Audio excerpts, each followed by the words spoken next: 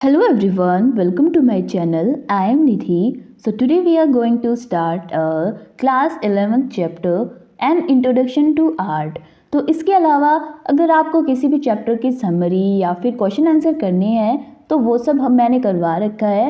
उनकी पीडीएफ भी आपको मिल जाएगी टेलीग्राम ग्रुप से और इनके नोट्स भी आपको इंस्टाग्राम से या फिर टेलीग्राम ग्रुप से भी मिल जाएंगे। तो आपको उनका लिंक डिस्क्रिप्शन बॉक्स में मिल जाएगा। तो चलो करते हैं स्टार्ट। हमारा फर्स्ट क्वेश्चन है shape is two dimensional with height and width whereas form is dash dimensional. और आपका टाइमर स्टार्ट होता है अब।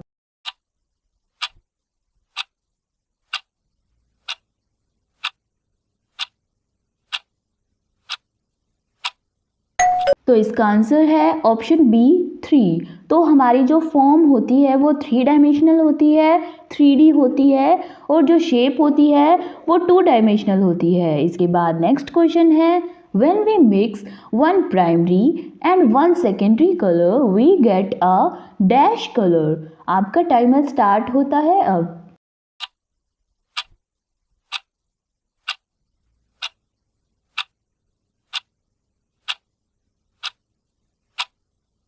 तो इसमें हमारा आंसर है ऑप्शन डी टर्शियरी कलर्स। तो जब हम एक प्राइमरी कलर और एक सेकेंडरी कलर को मिक्स करते हैं तो हमारा एक टर्शियरी कलर मिलता है हमें। तो अगर आपको इसकी समरी करनी है तो इसकी भी वीडियो मैंने डाल रखी है और उस प्लेलिस्ट का लिंक आपको डिस्क्रिप्शन बॉक्स में मिल जाएगा। आप एक बार ज़रूर वो समरी वीडियो ज़रूर देखना। तो इसके बाद हमारा नेक्स्ट क्वेश्चन है blue and dash makes green which is opposite to red. तो इसका टाइमर स्टार्ट होता है अब।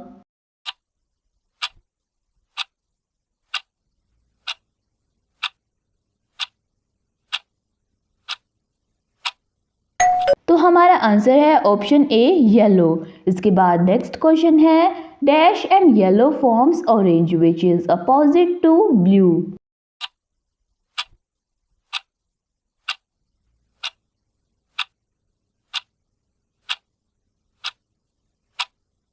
तो इस क्वेश्चन का हमारा आंसर है ऑप्शन बी रेड। इसके बाद हमारा नेक्स्ट क्वेश्चन है blue and red makes dash which is opposite to yellow. तो आपका टाइमर स्टार्ट होता है अब।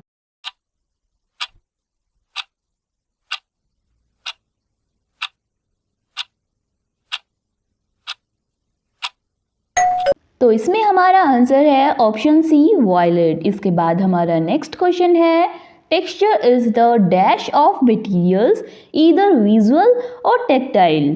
तो हमारा टाइमर स्टार्ट होता है अब।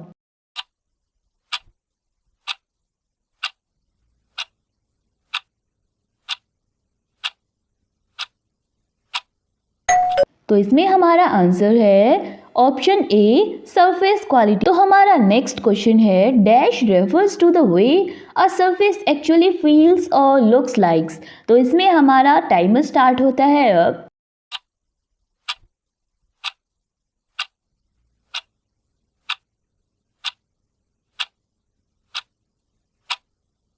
तो इसका आंसर है ऑप्शन डी टेक्सचर। इसके बाद हमारा नेक्स्ट क्वेश्चन है dash is an empty place और सरफेस इन और around a work of art. It can be negative और पॉजिटिव।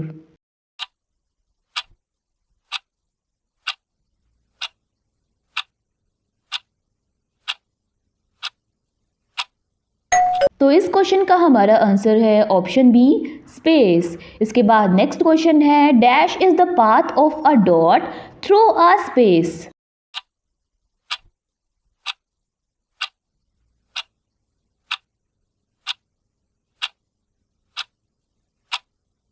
तो इस क्वेश्चन का हमारा आंसर है ऑप्शन ए लाइन। इसके बाद हमारा नेक्स्ट क्वेश्चन है which element of art is concerned with reflected light. तो हमारा टाइमर स्टार्ट होता है अब।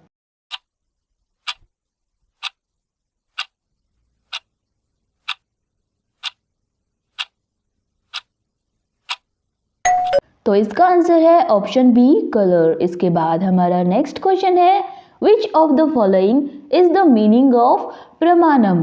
तो हमारा ऑप्शन आप अच्छे से एक बार रीड कर लो पूरा और हमारा टाइमर स्टार्ट होता है अब।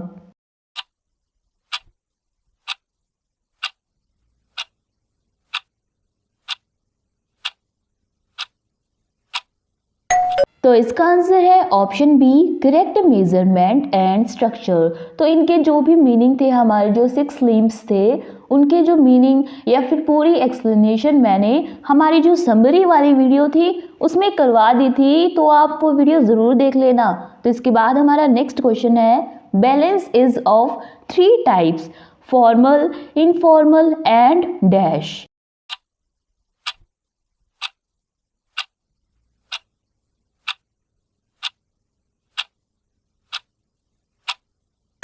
तो इसका आंसर है ऑप्शन सी, रेडियल। इसके बाद नेक्स्ट क्वेश्चन है, in art negative space is.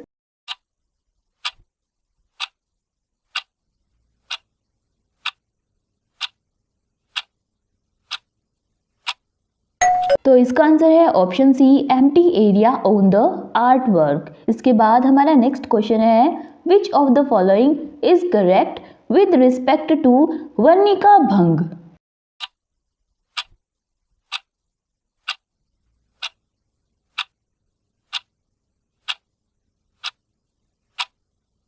तो इसका आंसर है option D, artistic manner of using art material such as brushes, colours, pencil etcetera. इसके बाद हमारा नेक्स्ट क्वेश्चन है, which of the following statement is true, red, yellow and blue are primary colours. This is first statement and next option is red, yellow and green are secondary colors. Option C is blue, orange and violet are primary colors. Option D is red, yellow and blue are cool colors. तो आपका timer start होता है अब।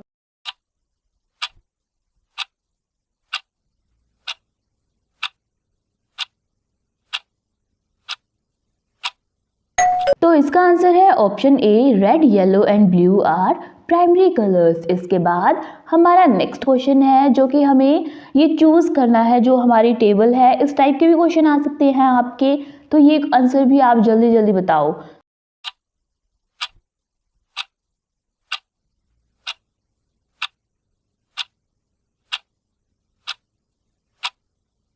तो इसमें हमारा match the following कैसे होगा, जैसे जो भाव है उसका मीनिंग क्या है, expression of feelings in the forms. लावण्य योजनम का है इन्फ्यूजन ऑफ ग्रेस और आउटर ब्यूटी। सदृश्यम का है सिमिलिट्यूड और रिजेम्बलेंस। ऑप्शन 4 वर्णिका भंग का मीनिंग है artistic manner of using art material. इसके बाद स्टार्ट होते हैं हमारे लॉन्ग क्वेश्चन, जैसे कि हमारा 17th क्वेश्चन है, explain the elements of art. तो इसकी जो एक्सप्लेनेशन है वो तो मैंने करवा दी थी वीडियो में, तो वही एक्सप्लेनेशन आप ऐसे आंसर की फॉर्म में लिख सकते हो। और जो भी ये क्वेश्चंस की आपको PDF है या फिर ये है, वो आपको इंस्टाग्राम और टेलीग्राम ग्रुप से मिल जाएंगी, उनका लिंक डिस्क्रिप्शन बॉक्स में है। तो ऐसे ऐसे जैसे जो एलिमेंट्स होते हैं, point, line, form and shape, texture, space, colour, तो इन सब को आप अच्छे से एक्सप्लेन करोगे। और इसके बाद फिर हमारा जो नेक्स्ट क्वेश्चन है वो है, describe the principles of art. तो ये हमारे प्रिंसिपल्स के बेसिस पर भी कोई क्वेश्चन आ सकता है, जैसे हमें जो प्रिंसिपल ऑफ आर्ट कौन कौन से हैं, बैलेंस, एम्फेसिस जो कि डोमिनेंस भी हम बोलते हैं, रिदम, मूवमेंट, या फिर इसके बाद हमारा जो नेक्स्ट क्वेश्चन है वो ये भी आ सकता है कि a man paints with his brain and not with his hands, justify the statement. तो ये स्टेटमेंट बेस्ड क्वेश्चन भी आ सकता है हमारा। तो हमें कैसे करना है, इसको हमें सबसे पहले ये जो स्टेटमेंट है इसको एक्सप्लेन करना है। जैसे the statement a man paints with his brain and not with his hands means that true art comes from the artist imagination, emotions, ideas and intellect, not just the physical action of using a brush और tools.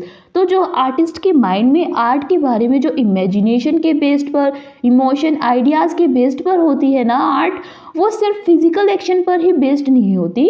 मतलब हम जो tools और brushes use करते हैं सिर्फ उनके basis पर ही हम आर्ट ड्रॉ नहीं करते, बल्कि एक पोइट की इमेजिनेशन और उसके इमोशन, आइडियाज़ को भी दिखाती है एक पेंटिंग। जैसे the hands are merely instrument that bring the artist inner vision of life. तो ये हमारा अब जस्टिफिकेशन स्टार्ट होता है, जिसमें सबसे पहला पॉइंट है, creativity originates in the mind and artist first imagines what they want to create, colour scheme, forms, emotions. तो आर्टिस्ट सबसे पहले ये सोचता है कि उसको बनाना क्या है, जैसे कलर स्कीम वो कैसी रखेगा। Before they physically paint the brain guides the hands. इसके बाद नेक्स्ट पॉइंट है art expresses thoughts and emotions. और थर्ड पॉइंट है जैसे कि skill is shaped by intellect not just technique. इसके बाद art is driven by imagination and creativity. Hands follow the mind's command. जो हमारे माइंड में आता जाता है हम वही तो बनाते रहते हैं। तो ये फिर नीचे इन पॉइंट्स को एक्सप्लेन कर सकते हैं हम, और ऐसे हमारा क्वेश्चन कंप्लीट हो जाता है। इसके बाद हमारा नेक्स्ट क्वेश्चन है डिस्क्राइब द 6 लिम्स, जिनको हम कैनन्स भी बोलते हैं, 6 limbs of art given by Vatsyayan. तो हमारा जो फर्स्ट लिम्ब है, या फिर हम सबसे पहले इसके डेफिनेशन लिखेंगे, फिर ओरिजिन, और जो हमने 6 लिम्स की डेफिनेशन और जो हमने एक्सप्लेनेशन हमारी समरी वाली वीडियो में देखा था वही हम इसमें लिख देंगे। तो इस तरीके से आप अपने क्वेश्चन अटेम्प्ट कर सकते हो। आपकी लैंग्वेज चेंज हो सकती है क्वेश्चन की, लेकिन मटेरियल आपको इसी में से मिलेगा। जैसे जो वेरी शॉर्ट क्वेश्चन होते हैं या फिर जो एमसीक्यू क्वेश्चंस होते हैं उनकी भी लैंग्वेज आपको चेंज मिल सकता है उसमें, लेकिन क्वेश्चन इसी टाइप से ही मिलेंगे आपको। हम हमारा जो फर्स्ट चैप्टर है प्री हिस्टोरिक रॉक पेंटिंग्स, उस चैप्टर के क्वेश्चंस की प्रैक्टिस करेंगे। हम एमसीक्यू भी देखेंगे, शॉर्ट क्वेश्चंस भी देखेंगे, लॉन्ग क्वेश्चंस भी देखेंगे। हम देखेंगे आखिर हमें अगर क्वेश्चन मिल जाए एग्जाम में तो हमें उनका आंसर कैसे लिखना है। तो चलो करते हैं स्टार्ट। सबसे पहला क्वेश्चन है which of the following painting from prehistoric era has a hint of X ray imagery. तो अगर आपने मेरे से थ्योरी समझी हो तो मैंने आपको बताया था। तो इसका आंसर जल्दी दो, आपका टाइमर स्टार्ट होता है अब।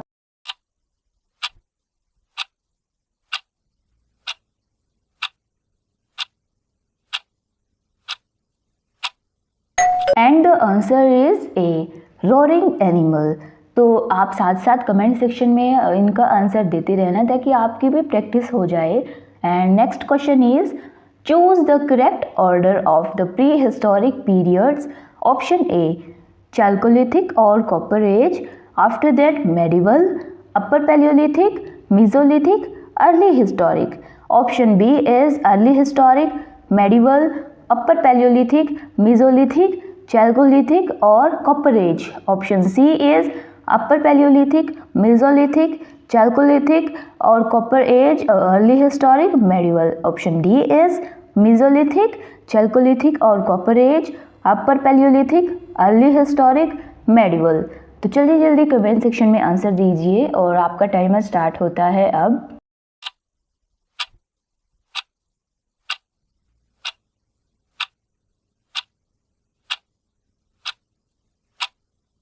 And the answer is C, upper palaeolithic, after that mesolithic, उसके बाद है चैल्कोलिथिक और कॉपर एज, उसके बाद है अर्ली हिस्टोरिक और फिर है medieval.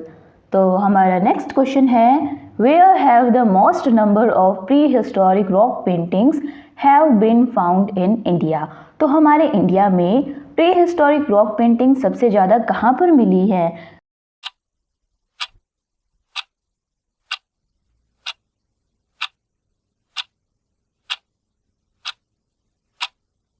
And the answer is B, Madhya Pradesh. तो हमारा नेक्स्ट क्वेश्चन है the rock shelters of Bhimbetka are situated in. तो हमारी जो भीमबेटका है वो कहाँ पर, किस हिल्स पर है। Option A is Satpura hills, option B Chamba hills, option C Vindhya hills, option D Aravalli hills. आपका टाइमर स्टार्ट होता है अब।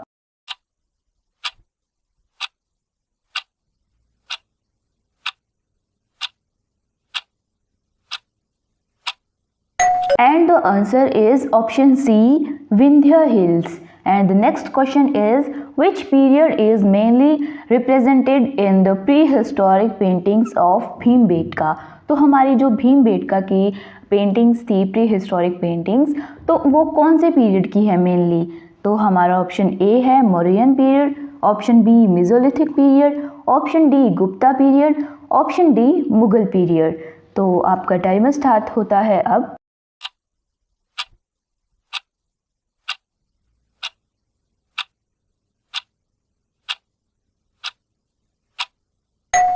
And the answer is mesolithic period. तो हमारा नेक्स्ट क्वेश्चन है which colour was mostly used in prehistoric rock paintings.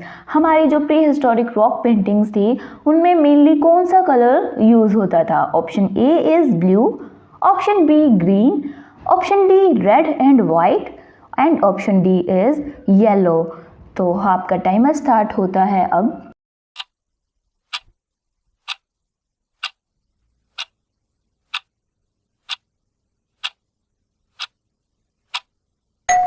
And the answer is option C, red and white. And the next question is which type of lifestyle of early humans is reflected in prehistoric rock paintings? Option A, agricultural society, option B, industrial society, option C, hunting gathering society, and the option D is urban society.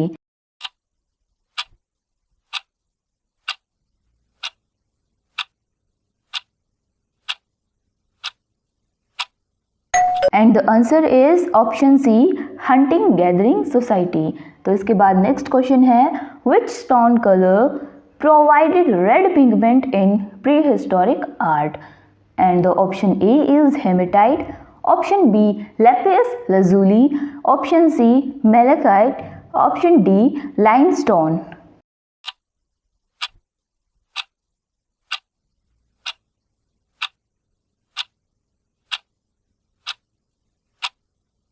And the answer is hematite. इसके बाद next question है which natural material was not used in prehistoric rock paintings? तो इनमें से कौन सा ऐसा natural material था जो प्री हिस्टोरिक रॉक पेंटिंग्स में यूज नहीं होता था? And option A is hematite, option B red ochre, option C charcoal and option D is synthetic dye.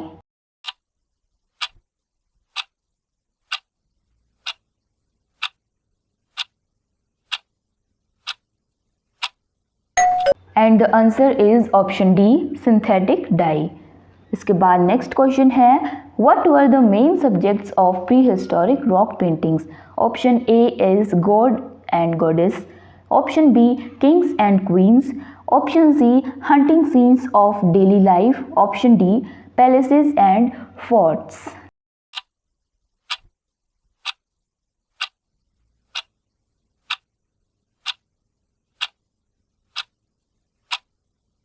And the answer is hunting scenes and daily life. इसके बाद next question है who discovered Bhimbetka caves? तो Bhimbetka caves को किसने discover किया था?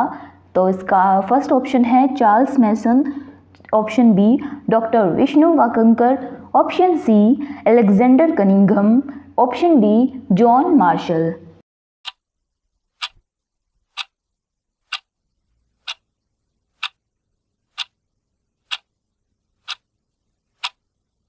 And the answer is option B doctor Vishnu Wakankar. तो इसके बाद हम हमारे शॉर्ट क्वेश्चंस देख लेते हैं। जैसे हमारा फर्स्ट क्वेश्चन आ गया how did the invention of wheel and fire influence art? तो हमारा जो व्हील और फायर का इन्वेंशन हुआ था उसने हमारे आर्ट को कैसे इन्फ्लुएंस किया था? तो जैसे हम स्टार्टिंग में हमारी एक लाइन लिख देंगे कि the invention of wheel and fire greatly influenced art. इसके बाद वन लाइन ड्रॉप करके उसके बाद हम स्टार्ट करेंगे फायर के बारे में कि फायर ने कैसे इन्फ्लुएंस किया। Fire gave early humans light, safety and cooking. मान लो कि रात को पूरी तरफ अंधेरा ही हो गया तो उसमें हमें लाइट मिलेगी और उससे सेफ्टी भी होगी, बड़े बड़े एनिमल से हमें बचाव होगा उस टाइम पर, प्री हिस्टोरिक टाइम पर, और कुकिंग में हेल्प होगी। तो इससे हमारी आर्ट में भी हेल्प होगी। कैसे? Which allowed them to live in caves and create rock paintings using ash, charcoal and ochre colours. तो हमारे जो फायर के बाद जो ऐश बच जाती है उससे चारकोल ऑक्र कलर्स बनाए जाते थे जो जिससे वो उनकी केव्स में रॉक पेंटिंग्स बनाते थे। इसके बाद है व्हील। व्हील में ट्रांसपोर्टेशन ईजियर, इससे ट्रांसपोर्टेशन आसान हो गया, leading to exchange of ideas, culture and motives which enriched artistic expression. In short, fire helped in the creation of paintings and the wheel helped in the spread of art and culture. मतलब छोटा छोटा मतलब यही हो गया कि fire ने तो पेंटिंग्स बनाने में हेल्प की और उनको एक जगह से दूसरी जगह तक लेकर जाने में व्हील ने हेल्प की।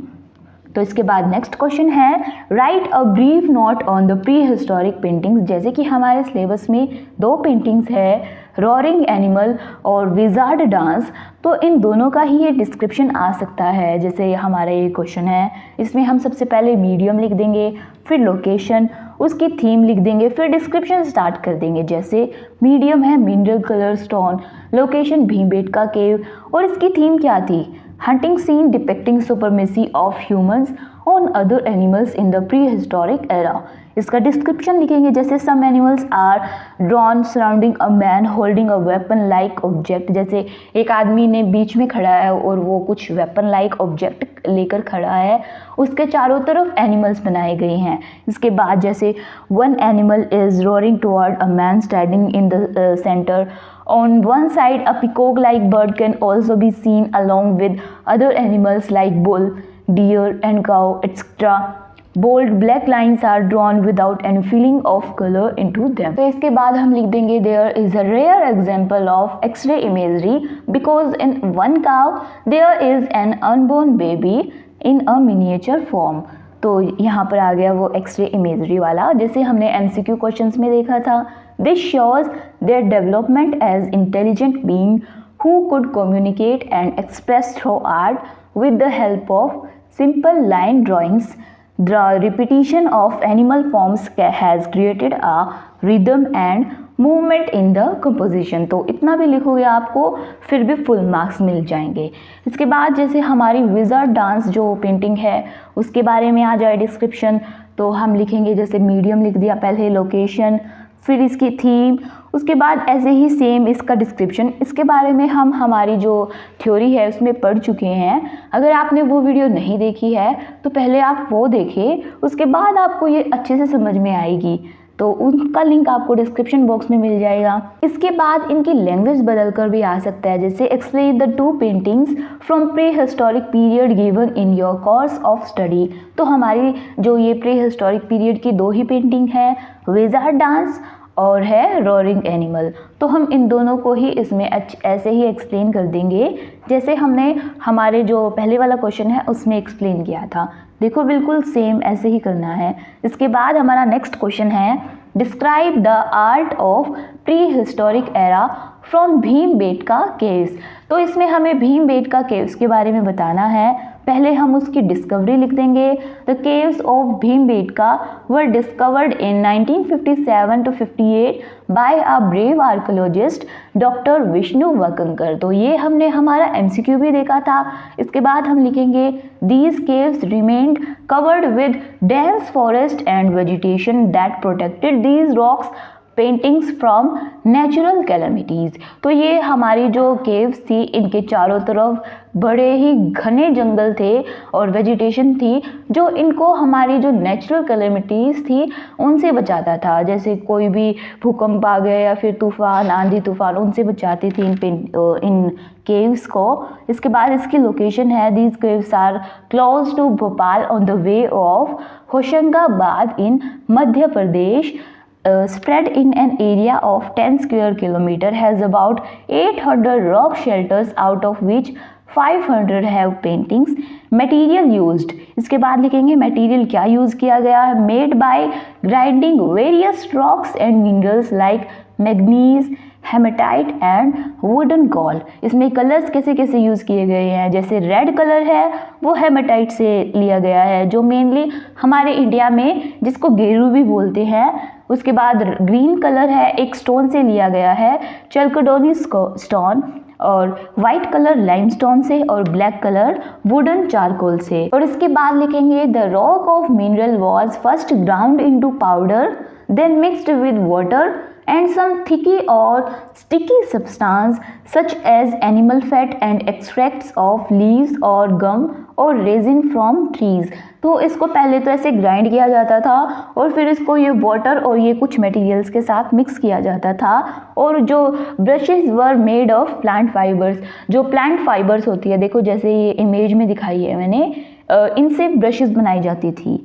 These colors have survived thousands of years of adverse weather condition. हजारों सालों में इतनी बुरी बुरी घटनाएं हुई हैं, लेकिन फिर भी ये जो कलर्स है वैसे के वैसे ही हैं. इसका सब्जेक्ट मैटर ये है कि Bhimbetka caves are mainly painted in red and white with an occasional use of green, orange, red ochre, purple, brown, black and yellow. इसकी थीम थी जो हमारे डेली वर्क होते हैं from every day, hunting, dancing, house and elephant riders, animal fights, honey collection, decoration of bodies, mask and different types of animals. तो इसमें animal जो दिखाए गए हैं वो है bison, tiger, rhinoceros, wild boar, elephants, monkeys, antelopes, lizards और peacock. इसमें जो हमारे पॉपुलर रिलीजियस और रिचुअल सिंबल्स है वो भी देखने को मिलते हैं. तो इसके बाद हमारा नेक्स्ट क्वेश्चन है, give a brief description of prehistoric rock paintings. Pre historic rock paintings के बारे में बताना है. तो इसमें ओरिजिन हमारा हम सबसे पहले लिखेंगे, the earliest form of human art created during the stone age, जो कि पैलियोलिथिक, मेसोलिथिक और नियोलिथिक पीरियड्स में डिवाइडेड है. और हमारी लोकेशन इसकी जो है फाउंड मेनली इन भीमबेटका रॉक शेल्टर्स, जो कि मध्य प्रदेश में है. और ये एक यूनेस्को वर्ल्ड हेरिटेज साइट भी है, along with other cities sites like Mirzapur UP में है जो, और कुपगल्लू जो कि आंध्र प्रदेश में है. इसमें जो मटेरियल है वो यूज़ किया गया है, जैसे colours made from natural pigments such as red ऑक्ट, white lime, hematite, charcoal and plant extracts. जो थीम है वो है hunting scenes, dancing, fighting, animals, human figures, daily life activities and symbolic designs. जो इसका स्टाइल है सिंपल लीनियर ड्राइंग्स है, mostly in red and white, sometimes green and yellow. और इसके बाद जो फिगर्स है वो flat and two dimensional but full of movement and energy. इसका जो सिग्निफिकेंस है, reflects the life, beliefs and environment of early humans, shows their close relationship with nature, considered the first step in the development of Indian art. तो ये हमारे कुछ questions थे. इसके बाद हम हमारे नेक्स्ट चैप्टर के भी क्वेश्चंस करेंगे. तो चलो करते हैं स्टार्ट. हमारा सबसे पहला क्वेश्चन है, which of the following is the medium used for making the bull seal? तो bull seal बनाने के लिए कौन सा मीडियम यूज़ किया गया था? Option A limestone, option B terracotta, option C bronze and option D is steatite white river stone होता है जो कि. सो आपका टाइम स्टार्ट होता है अब. साथ साथ आप कमेंट सेक्शन में अपना जो भी आपका आंसर है वो लिखते रहना. तो चलो टाइमर स्टार्ट होता है अब.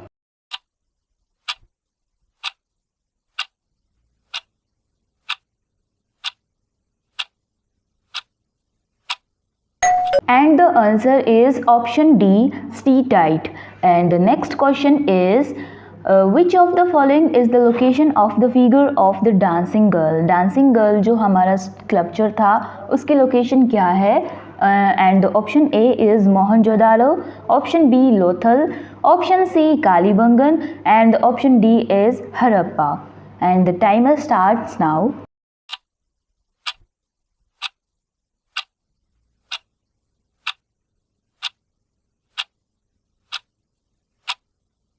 सो इसका आंसर है ऑप्शन ए मोहनजोदारो. इसके बाद नेक्स्ट क्वेश्चन है, which of the following is the culture of Indus valley with an elaborate headgear? तो अगर आपने थ्योरी देखी हो तो उसमें मैंने बताया था एक स्कल्पचर पर जो कि उसके सिर पर एक गियर टाइप बना था कुछ. तो हमारा फर्स्ट ऑप्शन है dancing girl, option B high priest, option C male torso and option D is mother goddess. So आपका टाइमर स्टार्ट होता है अब.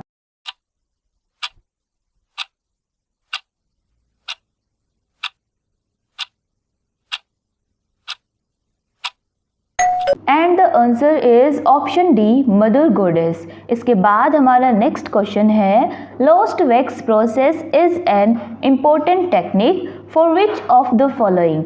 Option A painting, option B metal casting, option C graphics and option D is pottery. So आपका timer start होता है अब।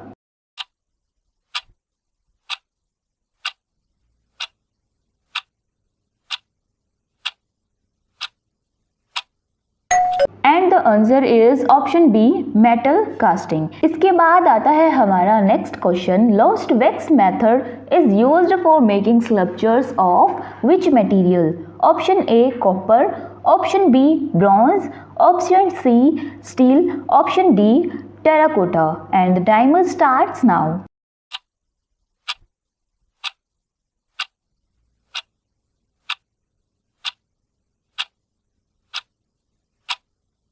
सो इसका answer है ब्रॉन्ज। तो हमारी जो लोस्ट वैक्स मेथड था उसको हम ब्रॉन्ज कास्टिंग भी बोलते हैं, तो इससे आप अंदाज़ा लगा सकते थे इसमें। इसके बाद नेक्स्ट क्वेश्चन है, who discovered the ruins of Harappa?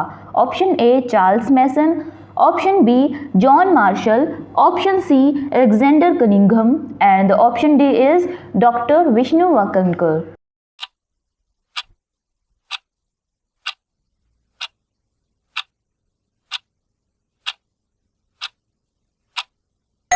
And the answer is option A Charles Masson. तो इसके बाद हम हमारे लॉन्ग क्वेश्चन स्टार्ट करते हैं, जिसमें से सबसे पहला क्वेश्चन है, describe the sculptures found in the major sites of Indus valley civilisation.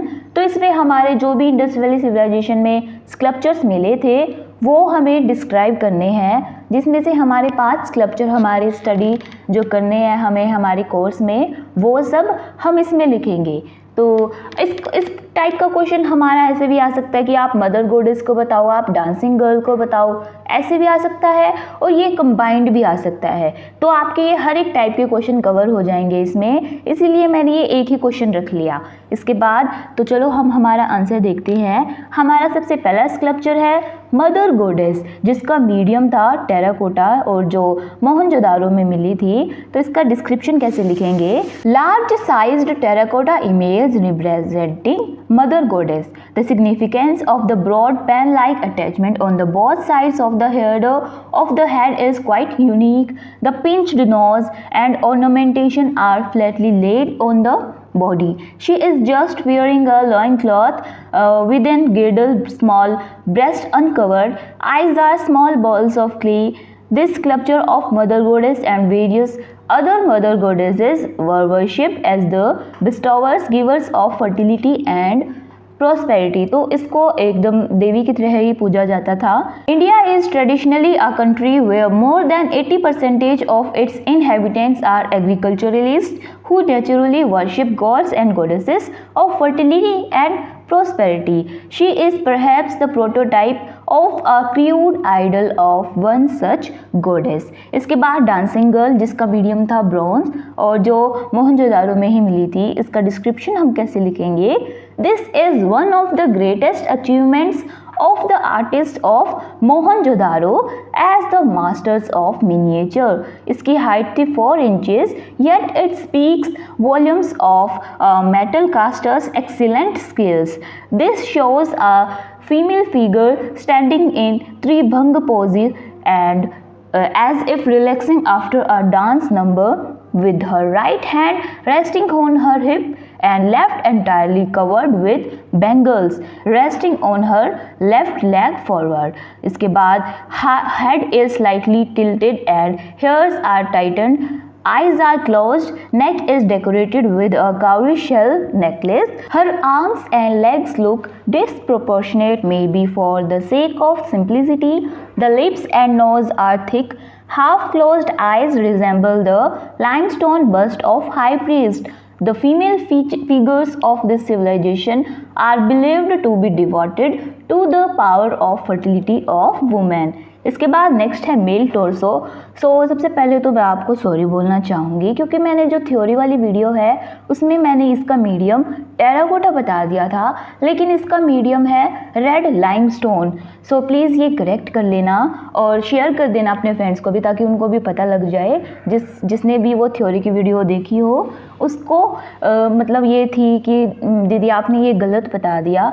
सो वो मेरे से गलती से हो गया था। इसके बाद हम स्टार्ट करते हैं इसकी एक्सप्लेनेशन। चलो, तो इसका मीडियम है रेड लाइमस्टोन, इसकी लोकेशन है हड़प्पा और इसका डिस्क्रिप्शन क्या है। Impressive example of stone carving and handling of 3-dimensional volumes at Harappa nearly 5,000 years ago. It produced a figure as fine as a Greek artist from 5th century BC. The sculpture shows a muscular and robust male in absolutely realistic human details. इसके details एकदम जैसे human details होती है एकदम real लग रही हैं। Chest and stomach are given perfect shape. It is seen from behind. The roundness of shoulders and hips is inside by a line of spine in the center and deep curve at the waist. There is a hole at the neck wherein the single head or multiple heads could have been inserted or attached. Its arms and legs are broken. There is a theory that the figure may have had several heads and arms because the pose of the figure is identical to the pose of Shiva, the lord of dance, created several thousand years later for worship as well as procession. तो इसके बाद हमारी next जो sculpture है वो है bull seal, जिसका medium हमने हमारे एमसीक्यू में भी देखा था, जिसका मीडियम है स्टीटाइट वाइट स्टोन।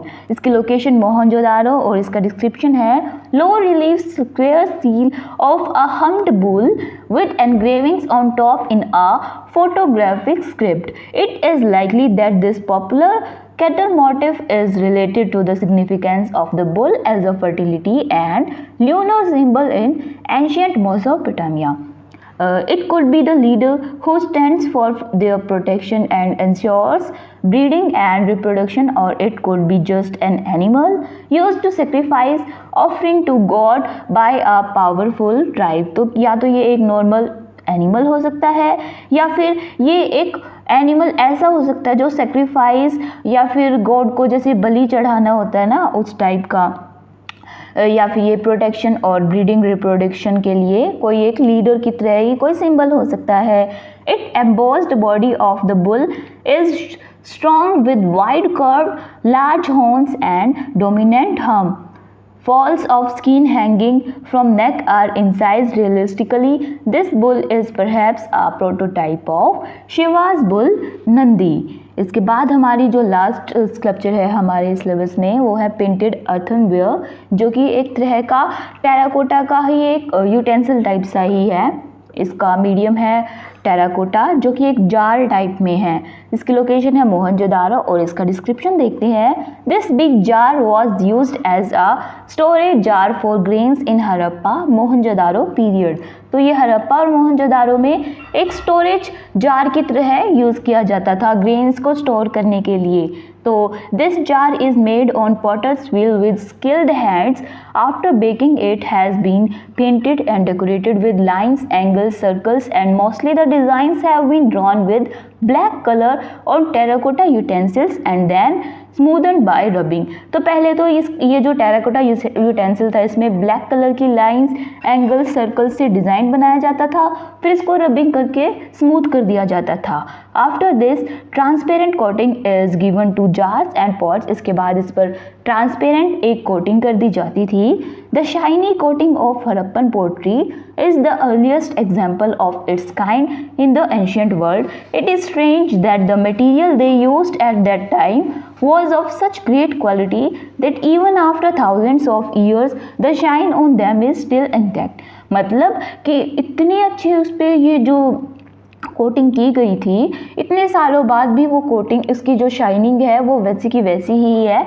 इसके बाद हम क्वेश्चन देखते हैं। Describe the technique of bronze casting from the Indus valley civilisation, जिसको हम लॉस्ट वैक्स प्रोसेस भी बोलते हैं। तो इसके बारे में भी यह क्वेश्चन आपका ज़रूर आ सकता है। In this process the sculpture were first made of wax. इसमें सबसे पहले जो स्कल्पचर होता था वो वैक्स के साथ बनाया जाता था।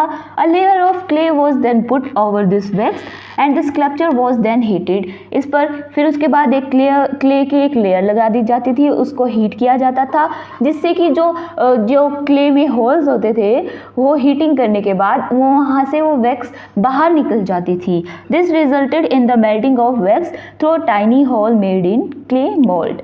After cooling, the clay was then removed and metal sculpture remained. The same technique mastered over centuries lead to the late masterpiece of Chola bronze. मतलब ये जो वो क्ले बाहर निकल जाती थी उसके बाद उसमें ब्रॉन्ज जो मेटल था वो मेल्टेड हीटेड जो ब्रॉन्ज होता था वो फिल किया जाता था और कूल हो जाता जब वो क्ले उतार दी जाती थी। तो इस तरीके से ये लोस्ट वैक्स प्रोसेस होती थी, ब्रॉन्ज कास्टिंग होती थी, ऐसे ही स्कल्पचर बनाए जाते थे। जैसे हमारा डांसिंग गर्ल हो गया है ना, तो इस तरीके से बनाए जाते थे ये। ये हो गई हमारे इंडस वैली सिविलाइजेशन की प्रैक्टिस। इसके बाद हम हमारे नेक्स्ट चैप्टर की करेंगे। हम हमारी सेकेंड यूनिट स्टार्ट करने वाले हैं जो कि है Buddhist, Jain and Hindu art, जिसमें से हमारा एक चैप्टर है general introduction of art during Mauryan, Shunga, Kushan and Gupta period. उसके बाद नेक्स्ट चैप्टर है आर्ट ऑफ अजंता, जिसमें से हम हमारे फर्स्ट वाले चैप्टर के आज क्वेश्चंस डिस्कस करने वाले हैं। General introduction of art during Mauryan, Shunga, Kushan and Gupta period. तो चलो करते हैं स्टार्ट। हमारा फर्स्ट क्वेश्चन है the term Graeco Roman Buddhist art is used for which of the following periods? Option A Shunga, option B Maurya, option C Kushan Gandhara, option D Gupta. And the time starts now.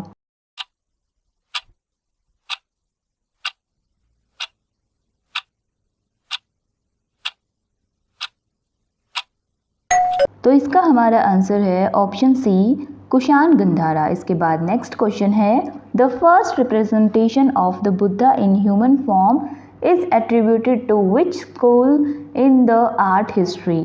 Option A Kushan Gandhara and Mathura, option B Gupta art, option C Mauryan art, option D Shunga period.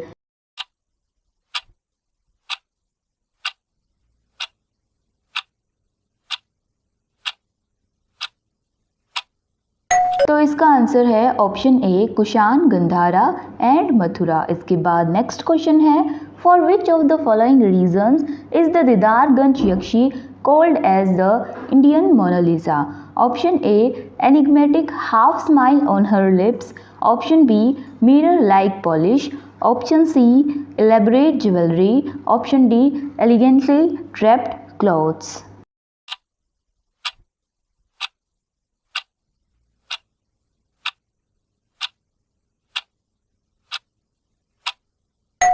And the answer is option A, the enigmatic half smile on her lips. इसके बाद next question है which of the following animal is not carved on the abacus of lion capital from Sarnath? Option A bull, option B deer, option C elephant and option D lion.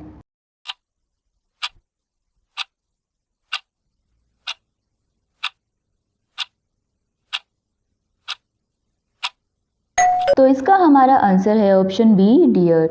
हमारे जो animal Sarnath capital पर बने हैं वो है lion, elephant, bull और horse. ये चारों क्लॉकवाइज मैनर में मूवमेंट कर रहे हैं, मूविंग पोजीशन में है। इसके बाद हमारा नेक्स्ट क्वेश्चन है Buddha from Katra is seated in which asan? Option A Shavasana, option B Padmasana, option C Tadasana and option D शीर्षासन।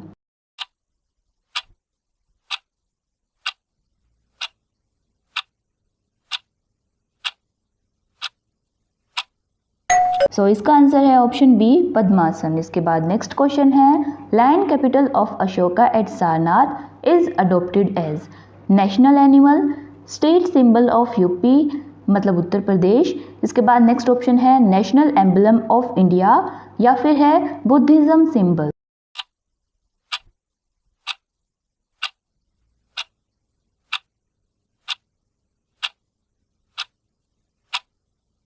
सो इसका आंसर है option C, national emblem of India. इसके बाद नेक्स्ट क्वेश्चन है, which period is known as the golden age of Indian art? Option A Gupta, option B Kushan, option C Maurya and option D Shunga.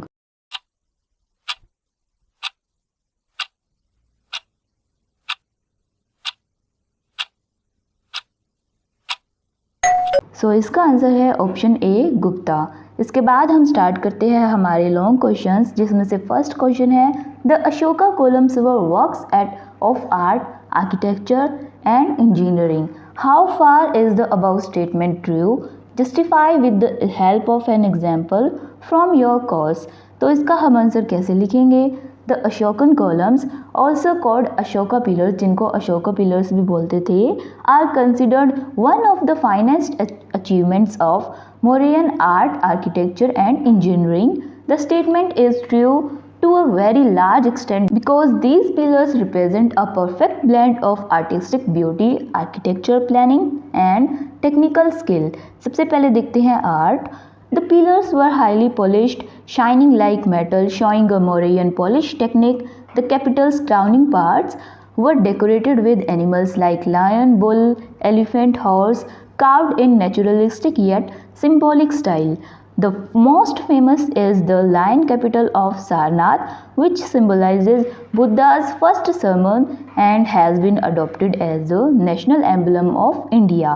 इसके बाद architecture, the pillars were erected at important places near stupas, monasteries and along pilgrimage routes to spread Buddhist ideas. Each pillar is a monolithic shaft carved out of a single block of stone, standing 40 to 50 feet high. Their placement shows architectural planning for communication and visibility across the Mauryan Empire. इसके बाद है engineering. The transportation of such massive stone blocks from quarries like Chunar from Varanasi and their erection with modern machinery shows extraordinary engineering skills. The fitting of the shaft and capital was done by precise mortise and tenon joints. The polish on hard sandstone demonstrates advanced engineering technique in surface treatment. चलो एक example देखते हैं. The Ashoka pillar at Sarnath, lion capital is the best example. इसमें art क्या है? 4 lions back to back, beautifully carved, symbolizing power and dharma. इसमें architecture क्या है? Erected at Sarnath, the site of Buddha's first sermon. इसमें engineering कैसे है? Perfectly polished sandstone, single stone shaft and well balanced capital. इसके बाद next question है, how did the image of Buddha evolve from Kushan art to reach its zenith? Zenith का मतलब होता है ऊंचाई. In Gupta art, explain with the examples from both schools. तो चलो इसका आंसर देखते हैं.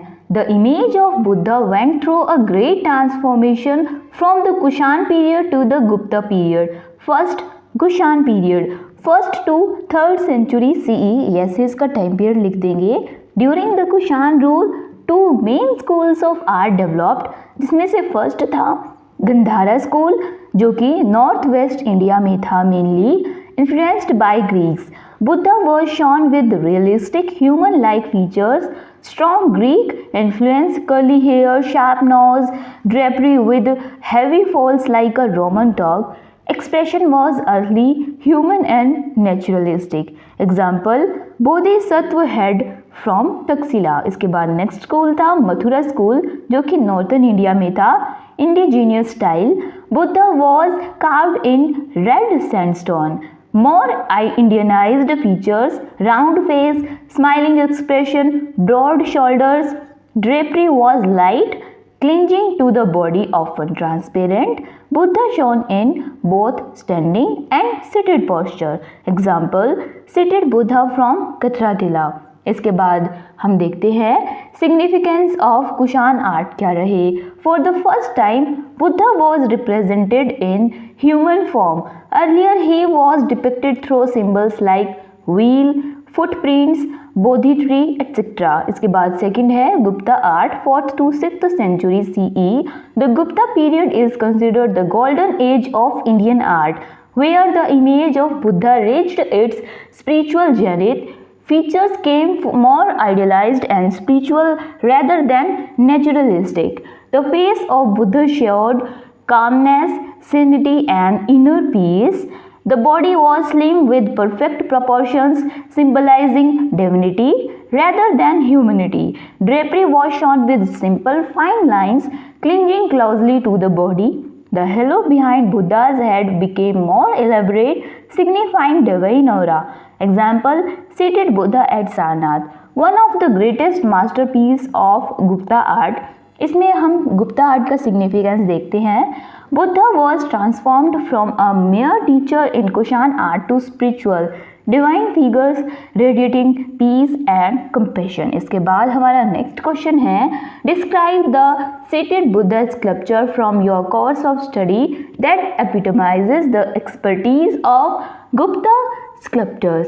तो ये हमें जो सीटेड बुद्धा हमारे जो गुप्ता स्कल्प्टर्स ने बनाया था उसके बारे में बताना है. ये हमने हमारे थ्योरी में भी डिस्कस किया था, तो देख लो आप ये अच्छे से. ऐसे आप आंसर इसका लिख सकते हैं. जैसे पहले हमें डिस्क्रिप्शन स्टार्टिंग में ऐसे लाइन लिख के जिसमें इसका टाइम पीरियड होगा, डिस्क्रिप्शन स्टार्ट करना, फिर इसके फेस और एक्सप्रेशन के बारे में, बॉडी एंड प्रोपोर्शन के बारे में बताया है, फिर इसके पीछे जो हेलो बना है और उसकी ऑर्नामेंट्स हैं वो सब बताई हैं. इसके बाद इसका सिग्निफिकेंस और लास्ट में एक एंडिंग लाइन लिखनी है. तो ऐसे इसका आंसर लिखना है. इसके बाद हमारा नेक्स्ट क्वेश्चन है, analyse the following the art works along with dynasty, period, medium and collection. तो हमें इनके डायनेस्टी, पीरियड, मीडियम और कलेक्शन ये सब बताने के साथ साथ ऐसे इनके स्कल्प्टर्स को एक्सप्लेन करने के बारे में भी क्वेश्चन आ सकता है. तो इसके जो मेन है वो मैंने इसमें डाल दिए हैं. बाकी जो भी और एक्स्ट्रा है वो आप थ्योरी में से या फिर जो मैंने नोट्स डाल रखे हैं इंस्टाग्राम और टेलीग्राम ग्रुप में, आप वहाँ से पढ़ सकते हो. तो ये मेन जो है वो है जैसे जैन तीर्थंकर, इसका मीडियम है स्टोन, इसका पीरियड, फिर इसकी डायनेस्टी और इसका कलेक्शन, फिर इसका डिस्क्रिप्शन है the image of Swami Mahavir the 24th तीर्थंकर found in Mathura is seated on a square pedestal in a meditative mode. तो ऐसे इसका ये डिस्क्रिप्शन लिखना है. इसके बाद नेक्स्ट है सारनाथ लायन कैपिटल. तो ये सारनाथ लायन कैपिटल के बारे में है. और उसके बाद है चोरी बियरर फ्रॉम दीदारगंज. तो ये जो चोरी बियरर हमारी दीदारगंज में मिली है ये भी काफ़ी इम्पोर्टेंट है, आप इसके बारे में भी ज़रूर कर लेना.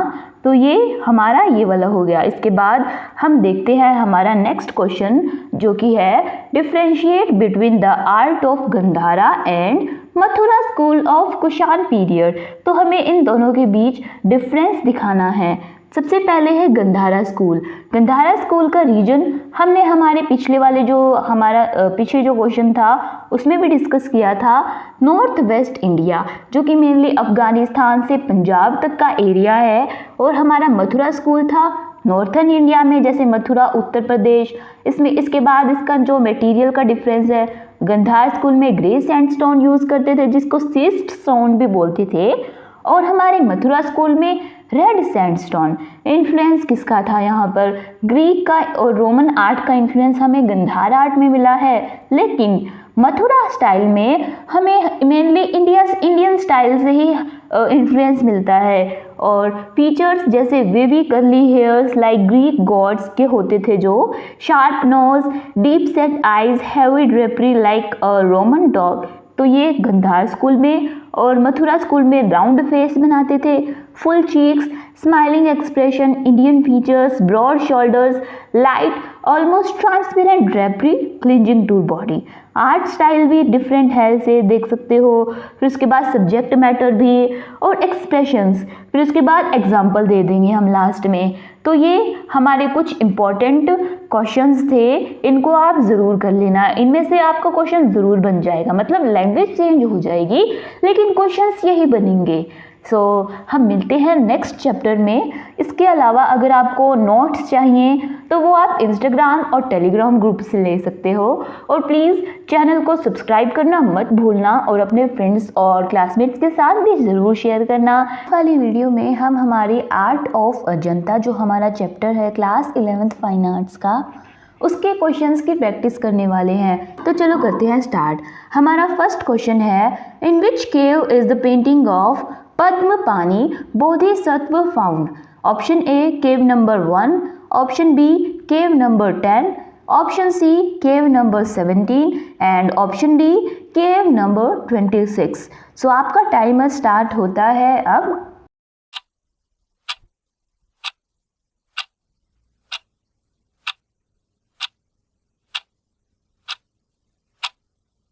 तो इसका आंसर है ऑप्शन ए केव नंबर 1। इसके बाद नेक्स्ट क्वेश्चन है, which of the following is not included in the subject matter of Ajanta paintings? Option A Jataka tales, option B natural scenes, option C Bodhisattva and option D Trimurti. तो आपका timer start होता है अब।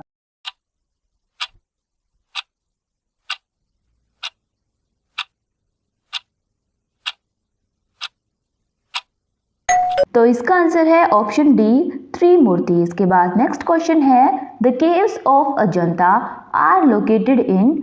Option A Maharashtra, option B Madhya Pradesh, option C Gujarat and option D Bihar. तो आपका timer start होता है अब।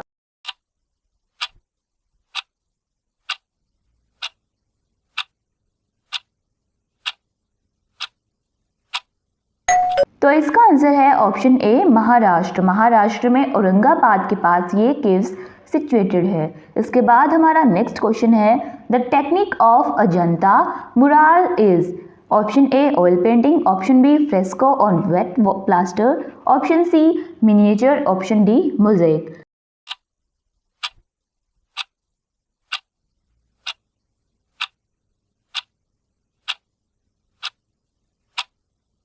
तो इसका आंसर है ऑप्शन बी फ्रेस्को। इसके बाद नेक्स्ट क्वेश्चन है, हमारा Ajanta paintings are related to? Option A Jainism, option B Buddhism, option C Hinduism या फिर ऑप्शन डी इस्लाम।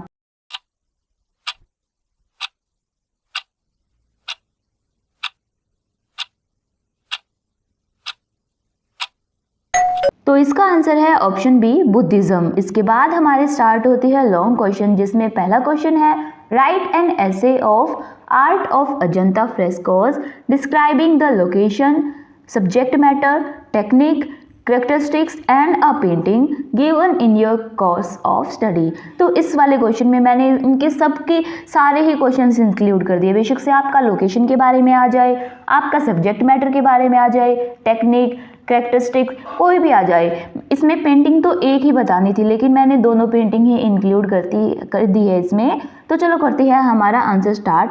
सबसे पहले हम इंट्रोडक्शन लिखेंगे। Ajanta is a great treasure, its caves are fine example of rock cut architecture. The follower of lord Buddha constructed several stupas, चैत्यas and vihars. The stories of past lives of Buddha, known as Jataka stories, were painted in Bhajar, Karle, Kanheri and Ajanta caves। इसके बाद इसकी location और period देखते हैं। It is situated in Aurangabad district of Maharashtra state. There is a small hill of about 300 feet high in a crescent moon formation or in a horseshoe formation with a stream flowing nearby। आपका यहाँ पर एक MCQ question भी cover होता है। अगर उसकी shape पूछ ले तो आ सकता है आपका क्रीसेंट मून फॉर्मेशन या फिर हॉर्स शू फॉर्मेशन। तो ये भी आप जरूर मार्क कर लेना। इसके बाद है, Ajanta is the only surviving example of painting in 2nd century BC and 6th century AD. The exact time period are not available due to the lack of dated inscriptions। इसके बाद इसका सब्जेक्ट मैटर देखते हैं। Ajanta caves are the picture books of Buddha's life and his teachings. Buddha's intelligence, noble character, selfless service and compassion are illustrated on these timeless walls with the help of Jataka tales, the previous births of Buddha। The whole religious and philosophical life has been depicted in the background of these figures। According to scholars, the paintings of Ajanta can be divided into 3 parts as regard to the subject matter. First, ornamental; second, emotional or expressive; third, descriptive। First category includes animals, birds, flowers, creepers, giants, divinities, snakes, gandharvas, apsaras, garud। Yakshas and yakshas, ये वी यहाँ पर गलत type हो गया है। इसके बाद second category includes Buddha in different poses, his birth, death and spiritual events, Bodhisattva, king and queen. Third category consists of Jataka and Avadana, the stories of events of Buddha's life. इसके बाद characteristics, linear beauty, इसमें कैसे भाव expressions है, human emotions, या फिर symbolic painting जैसे elephant, lotus, creepers जो बनाए गए हैं वेलबींग के सिंबल की तरह। Body forms inspired by poetry and literary expressions, continuous narration like a story, mathematical techniques भी यूज़ की है। Main figure larger than life, मतलब मान लो किसी फिगर की जो नॉर्मल हाइट होती है उससे ज़्यादा उसकी हाइट दिखा रखी है ताकि उसकी वो थोड़ी बहुत इम्पोर्टेंस, डोमिनेंस दिखा सके उस पेंटिंग में। इसके बाद है वुमेन इन आइडल फॉर्म। आप ये अच्छे से फिर रीड कर लेना क्योंकि मैंने ये थ्योरी में भी आपको समझा रखे हैं। मैं यहाँ पर ये बता रही हूँ कि आपको आंसर कैसे लिखना है। Decorative of ceilings with animals, birds, lotus, gods and goddesses, colour scheme, variety of life, hair style कैसे है, अप्सराज और गंधर्व्स को कैसे फ्लाइंग पोजीशन में दिखाया है। Out of 100 not 2 women has been shown with a similar hair style, मतलब 100 में से कोई भी 2 ऐसी वुमेन नहीं है जिनके भाई सेम हेयर स्टाइल हो, सबके अलग अलग हेयर स्टाइल है। बैटल सीन्स है जो केव नंबर 1 है, उसमें एक बुल फाइट भी दिखाई गई है। Emotional depiction of birds and animals, portrayal of nature, garments and ornaments, और मतलब बहुत सारे ऐसे जो फिगर्स बनाए गए हैं उनके जो क्लोथ्स हैं वो भी सबके अलग अलग ही बनाए हैं। इसके बाद हम देखते हैं इसकी पेंटिंग्स। तो आपका ये अलग से भी क्वेश्चन आ सकता है कि आप बोधिसत्व पद्म पानी पेंटिंग को डिस्क्राइब कीजिए या फिर आप मारा विजय पेंटिंग को डिस्क्राइब कीजिए। तो मैंने ये इसमें ही इंक्लूड कर दिए हैं ताकि आपके ये एक ही क्वेश्चन में सारे क्वेश्चंस कंप्लीट हो जाए। मतलब लैंग्वेज अलग आ सकती है लेकिन क्वेश्चंस यही आएंगे। तो हमारी फर्स्ट पेंटिंग है इसमें बोधिसत्व पद्म पानी, जिसका मीडियम है फ्रेस्को मुराल पेंटिंग और इसका पीरियड है, फिर इसकी लोकेशन कस्टी, इसके बाद इसकी theme painting of Bodhisattva torso in a सबलाइन pose, फिर इसका डिस्क्रिप्शन है। This shows a bodhisattva who will soon become Buddha. He is standing in three-bhang pose with a blue lotus padma in one hand. The other hand extended in space is creating a sense of movement. इसमें ये जो description है जैसे eyebrows are joined at centre, his has broad shoulders, मतलब ये सब जो main points होते हैं वो आप अच्छे से देख लो इसमें। जैसे the torso is round and there are highlights on cheeks, sharp nose and chin as well as the arms and breast. Jewellery indicates his royal birth, जो उसकी ज्वेलरी है वो दिखाती है कि वो एक शाही परिवार से बिलोंग करते हैं। The long string diagonally worn over the shoulder, over the left shoulder, across the chest, falling below the right arm is shown with fine spiral lines. The beads from the center of his necklace are bigger, decreased in size towards the neck. मतलब बीच वाला जो इसने necklace पहना वो बीच वाला जो मनका बोल सकते हैं हम, वो बीच वाला तो थोड़ा सा बड़े साइज़ का है। उसके बाद साइड में वो जितने ऊपर जाता जा रहा है उसके साइज़ छोटा छोटा होता जा रहा है। His left arms has a ribbon tied over above the elbow, उसकी एल्बो पर एक रिबन बंधा है लेफ्ट आर्म पर। Colours are warm and earthy surrounding him in smaller less important depictions, छोटी छोटी सी डिपिक्शन भी बनी है उनके सराउंडिंग में, जैसे his disappointed wife, Mara demon attacking playful monkeys, birds and Kinnar. इसके बाद हम देखते हैं हमारी नेक्स्ट पेंटिंग जो कि है मारा विजय। इसका मीडियम, पीरियड, लोकेशन और कस्टी ये सब देख लो अच्छे से आप। फिर इसके बाद इसकी थीम आती है this sculpture shows Mara and his armies. Mara Vijay means victory over the god of lust, depicting the confusion in Buddha's mind on the journey to salvation. इसके बाद ये है इसका डिस्क्रिप्शन। आप अच्छे से ये पॉइंट्स देख लो कि कैसे जो मारा की आर्मी है वो बुद्ध को डिस्टर्ब कर रही थी ताकि वो एनलाइटमेंट जो सेल्वेशन का उनका पाथ है उसमें बाधा ला सके। The daughters of Mara are trying to tempt Buddha by dance and music in the foreground. On the lower end of left the image of Mara is shown thinking as to how to disturb Gautam before enlightenment. The army of Mara is marching toward Buddha in the first half of the panel, whereas the lower half of the panel shows the withdrawing army of defeated Mara। तो ये मतलब कैसे बुद्ध पद्मासन में बैठे हैं वो सब ही दिखाया गया है इस पेंटिंग में, आप अच्छे से एक बार देख लो। इसके बाद हमारा नेक्स्ट क्वेश्चन है डिफरेंशिएट बिटवीन चैत्य एंड विहारा केव्स। चैत्य और स्तूप caves, these are the places of worship and religious discussion, जिसमें से हमारी केव नंबर 9, 10, 19, 26 and 29 are चैत्य caves। विहारा और living caves, these were living places for Buddha bhikshus। Cave number 1 to 3, 11 to 18, then 20 to 28 and 30th cave are vihara caves। इसके बाद हमारा next question है elaborate the technique of Ajanta paintings. तो ये question जो हमारा है ये काफ़ी इंपॉर्टेंट होने वाला है। Technique of Ajanta frescoes and murals, कैसी वो टेक्निक यूज़ करते थे फ्रेस्कोज और मुराल्स की, और क्या उसके स्टेप्स होते थे वो मैंने इसमें एक्सप्लेन किया है। सबसे पहला स्टेप होता था preparation of surface. The rock surface of the cave wall was first made smooth. Over it, a mixture of clay, mud, rice husk and cow dung was applied. This served as the base layer. इसके बाद होता था next step application of plaster. On the base, a thin coat of fine lime plaster was laid to make a smooth surface for painting.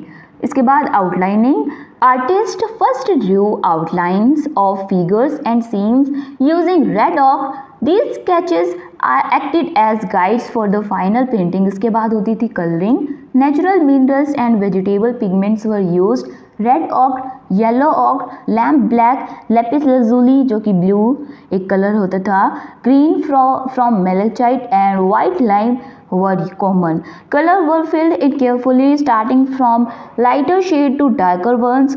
Finishing होती थी फिर दी जाती थी। After coloring, shading and detailing were added to give depth, roundness and expressions.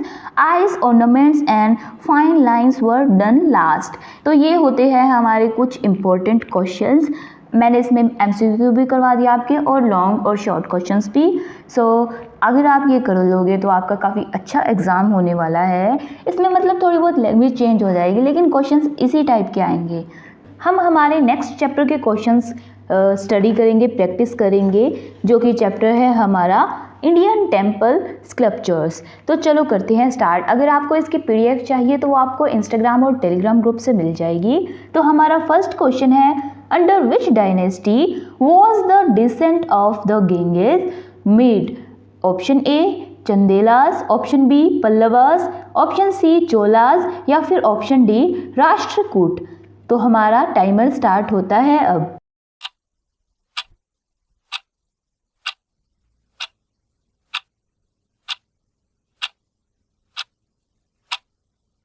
तो इसका answer है option B Pallavas. इसके बाद नेक्स्ट क्वेश्चन है what is the location of the sculpture of Ravana shaking mount Kailash given in your course of study? Option A Kailashnath temple, cave number 16 at Ellora, Elephanta near Bombay Maharashtra, Konark in Odisha या फिर Vimla Vasahi temple. तो आपका टाइमर स्टार्ट होता है अब।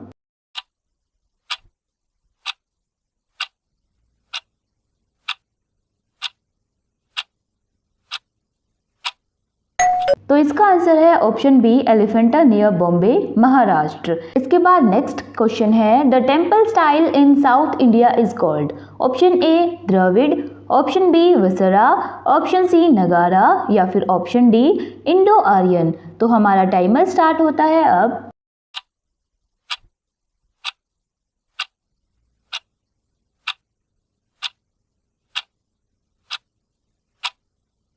तो इसका आंसर है ऑप्शन ए द्रविड़। इसके बाद नेक्स्ट क्वेश्चन है the temple style in north India is called?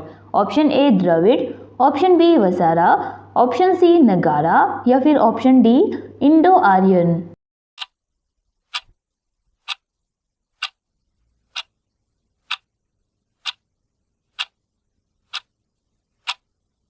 तो इसका आंसर है ऑप्शन सी नगारा। इसके बाद हमारा नेक्स्ट क्वेश्चन है Ellora caves are famous for? Option A rock cut architecture, option B miniature paintings, option C bronze sculptures या फिर ऑप्शन डी टेराकोटा टॉयज। तो आपका टाइमर स्टार्ट होता है अब।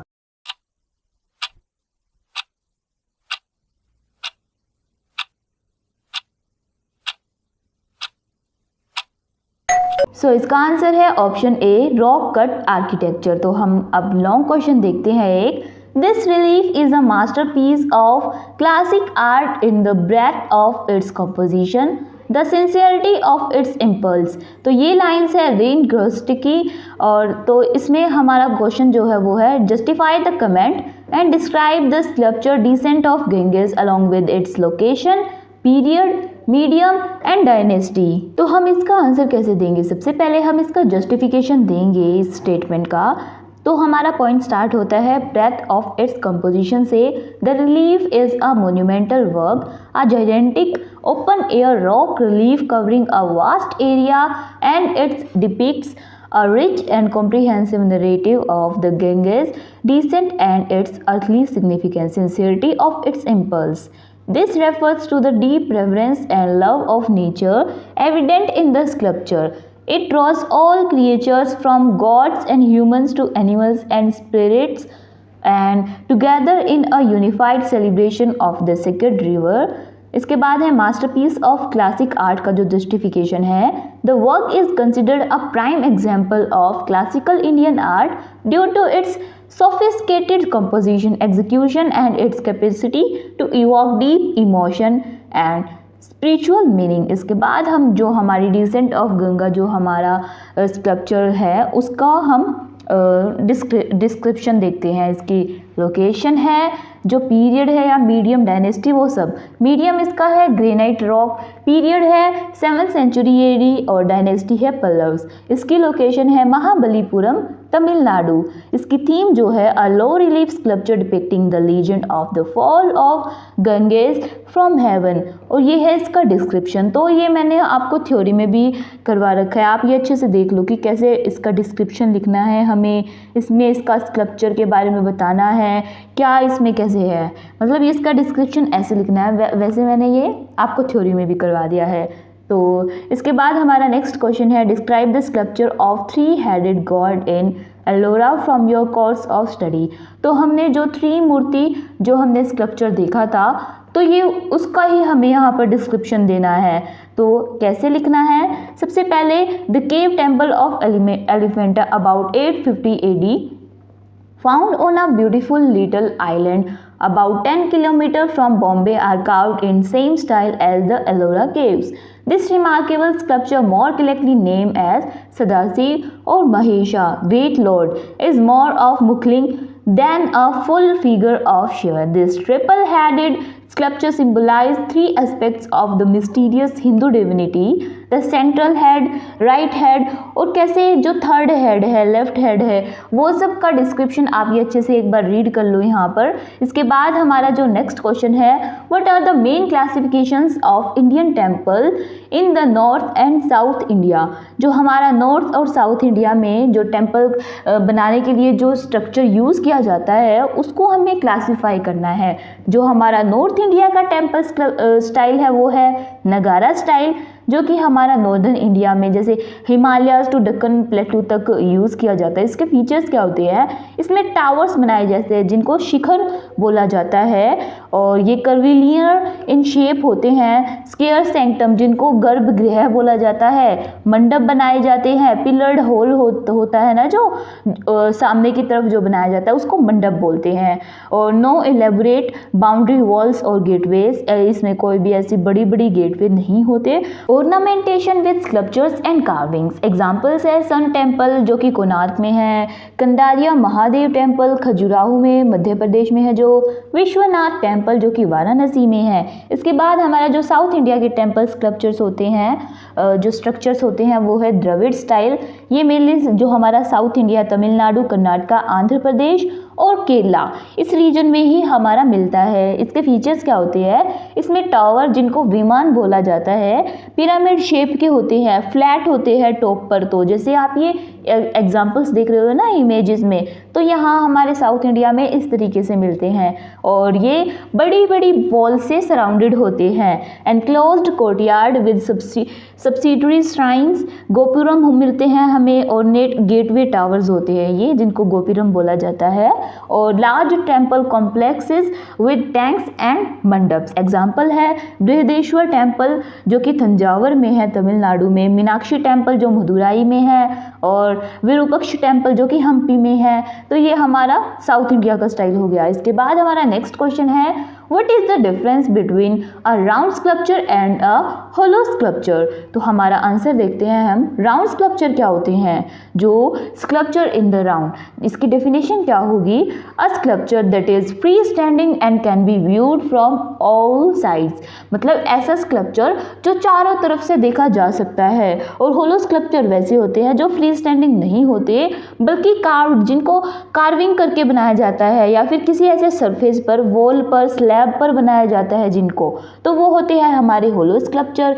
जो हमारे राउंड स्कल्पचर है उनके फीचर्स क्या क्या होते हैं, कंप्लीट फॉर्म होती है, कार्व्ड और cast in the round, not attached to any background, कोई इनका बैकग्राउंड या फिर वॉल पर नहीं बनाए जाते। ये allows the viewer to walk around it, इसके चारों तरफ वॉक कर सकते हैं जो भी व्यूअर होता है। एग्जाम्पल अशोकन लाइन कैपिटल जो कि सारनाथ में है, या फिर डांसिंग नटराज ब्रॉन्ज जो कि चोला पीरियड की है।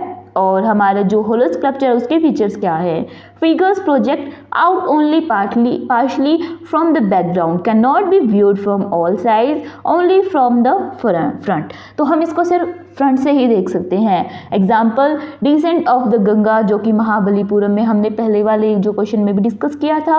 और इन शॉर्ट क्या बोल सकते हैं हम इसको, जैसे शॉर्ट में भाई राउंड स्कल्पचर जो फ्री स्टैंडिंग है, जिनको हम चारों तरफ से देख सकते हैं। होलो या फिर रिलीफ स्कल्पचर जो कि बैकग्राउंड पर या फिर किसी वॉल पर बनाए जाते हैं जिनको सिर्फ फ्रंट से ही देख सकते हैं। तो इसके बाद हमारा नेक्स्ट क्वेश्चन है, डिस्क्राइब द फॉलोइंग स्कल्पचर्स। तो इससे पहले हमने हमारे दो स्कल्पचर्स डिस्कस कर लिए हैं। बाकी के जो 4 स्कल्पचर है जैसे mother and child, symbol player, या फिर हमारा लक्ष्मी नारायण, या फिर हमारा लास्ट स्कल्पचर है रावण शेकिंग माउंट कैलाश। तो ये हमारे जो 4 स्कल्पचर है उनको हम इस क्वेश्चन में कवर कर लेंगे। मतलब आपका जो पूरा रिवीजन हो जाता है ओवरऑल पूरे चैप्टर का, वो सिर्फ इन चैप्टर्स के जो क्वेश्चंस है इनसे भी कवर हो जाएगा। आप एक बार अच्छे से ये सब देख लेना। बाकी इसकी मैंने जो थ्योरी है अच्छे से इनको जो एक्सप्लेन किया है वो मैंने थ्योरी वाली वीडियो में कर दिया है।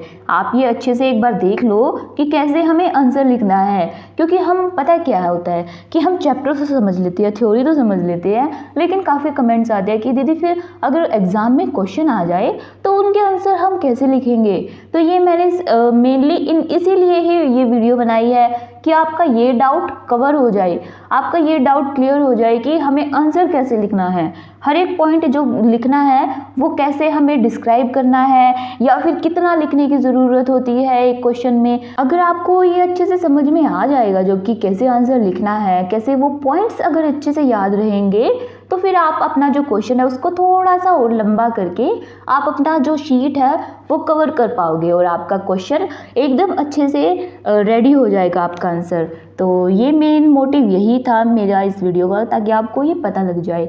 तो आप ये एक बार अच्छे से रीड कर लेना। इसकी PDF आपको इंस्टाग्राम और टेलीग्राम ग्रुप में मिल जाएगी। हम स्टार्ट करने वाले हैं हमारा नेक्स्ट चैप्टर, उसके क्वेश्चंस डिस्कस करने वाले हैं जो कि है इंडियन ब्रॉन्जेस। तो चलो हम स्टार्ट करते हैं। हमारा फर्स्ट क्वेश्चन है, what do the 4 hands of Shiva Nataraja symbolise. Option A 4 vices, option B 4 companions, option C 4 cardinal directions, या फिर ऑप्शन D 4 ट्रूथ्स। आपका टाइमर स्टार्ट होता है अब।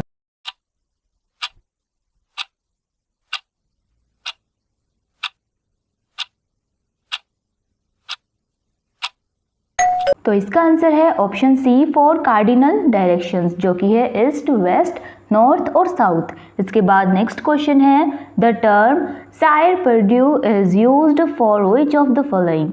Option A Shiva's angular posture, option B bronze casting, option C dwarf cinema, option D terracotta technique. तो आपका timer start होता है अब।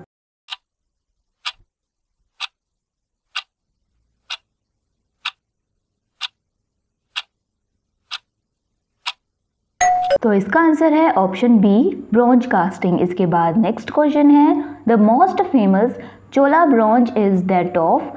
Option A Vishnu, option B Shiva as Nataraja, option C Surya या फिर ऑप्शन डी बुद्ध। तो आपका टाइमर स्टार्ट होता है अब।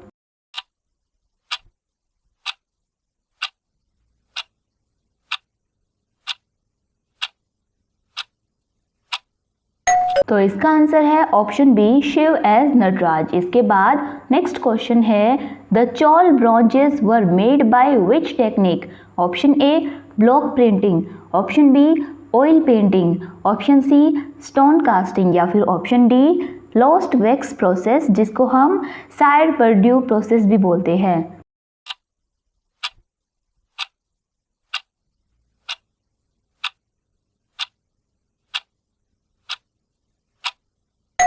तो इसका आंसर है option D lost wax process. इसके बाद हमारा नेक्स्ट क्वेश्चन है the tradition of bronze casting in India flourished during the rule of. Option A Cholas, option B Guptas, option C Mauryas या फिर कुशान्स। तो आपका टाइमर स्टार्ट होता है अब।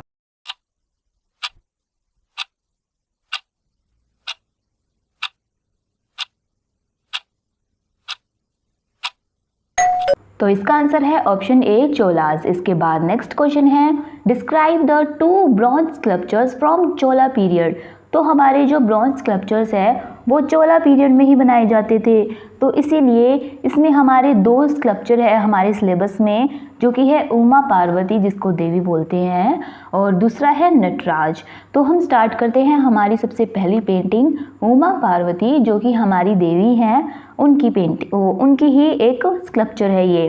तो इसका मीडियम है ब्रॉन्ज स्कल्पचर है, हमने क्वेश्चन में ही देख लिया है। इसका पीरियड है 11th सेंचुरी एडी और डायनेस्टी भी हमें पता ही है। इसको नेशनल म्यूजियम न्यू दिल्ली में रखा है और इसकी थीम है a standing idol of goddess Parvati. और चलो अब डिस्क्रिप्शन देखते हैं। This statue of Uma is an excellent model of godly feminine beauty. The Chola artist gave a classic form to this subject of Devi Uma in their highly accomplished bronze sculpture. This statue is standing in Abhanga pose on a stable platform with left arm hand hanging downwards freely. The delicate fingers of her right hand are carved in Katak Mukh Mudra with index finger and thumb touching each as if she is holding a flower bud. Devi is wearing a loincloth reaching till anklet, held as with a girdle. There is a multi-level crown on her head. She is bejeweled with bracelets, armlets, necklace and anklets. Parvati is also worshipped as mountain goddess, a symbol of earth's fruitfulness and regenerative ability. तो ये हमारी इसका description हो गया है। इसके बाद हमारा नेक्स्ट स्कल्पचर है नटराज, मीडियम है ब्रॉन्ज और पीरियड डायनेस्टी कलेक्शन, आप ये अच्छे से देख लो। फिर इसके बाद इसकी थीम है Nataraja means Shiva as a king of dancers.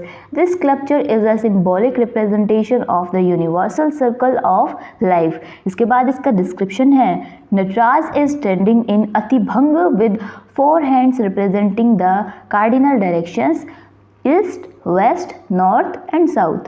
Surrounding Shiv, a circle of flames, Jwalamala represents the whole universe of endless circle of birth and death in one flame. One flame is held in Shiva's left rear palm, which signifies final destruction of form, out of which a new world will arise. His left front arm across his chest has its hand pointing downwards in Gajahasta Mudra towards his elegantly upraised left foot. His right foot crushes reclining figure of dwarf Apsamara, who stands for ignorance.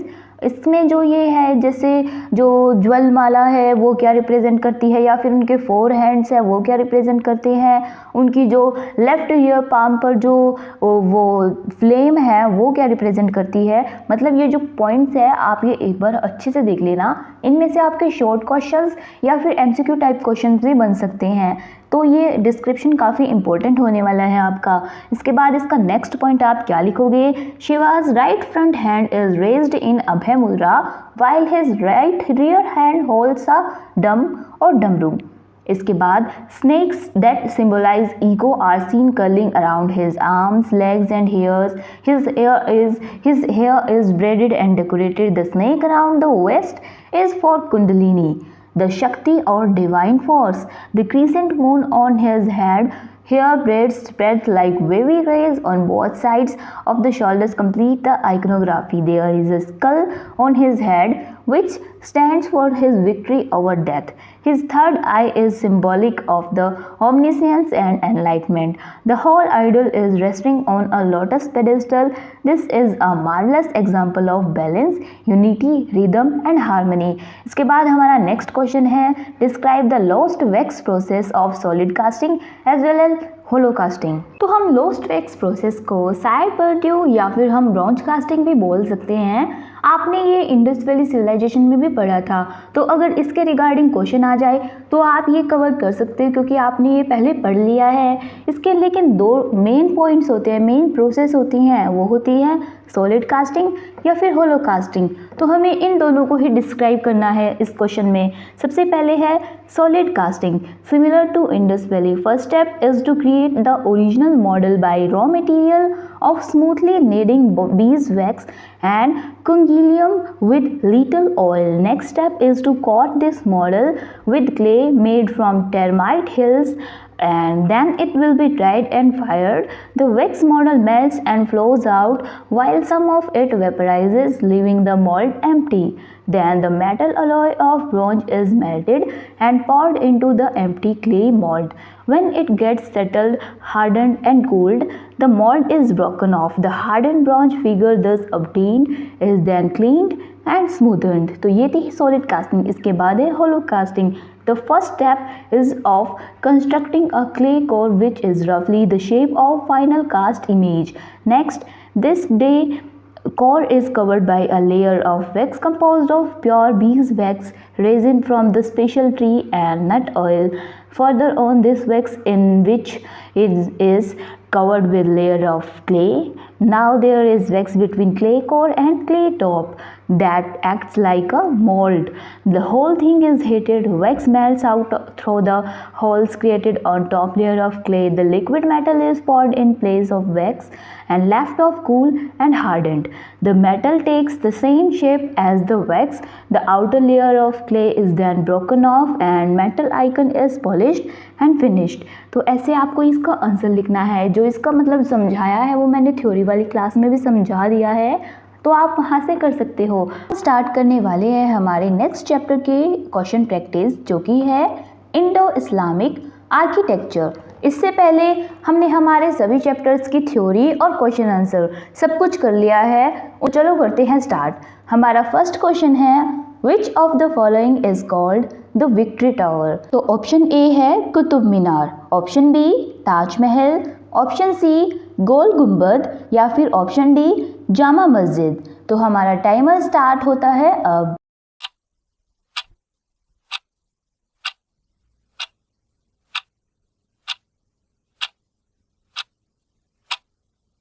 तो इसका answer है option A Qutub मीनार। इसके बाद next question है, which of the following is not found in the artistry of Indo Islamic architecture. Option A calligraphy, option B abstract geometric elements या फिर option C pietra dura inlay work, option D dancing figures.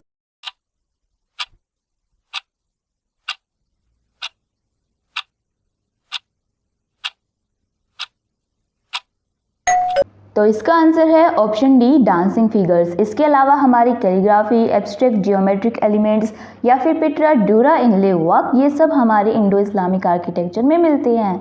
इसके बाद next question है, which of the following is famous for its whispering gallery, option A Qutub Minar, option B Taj Mahal, option C Jama Masjid या फिर option D गोल गुंबद।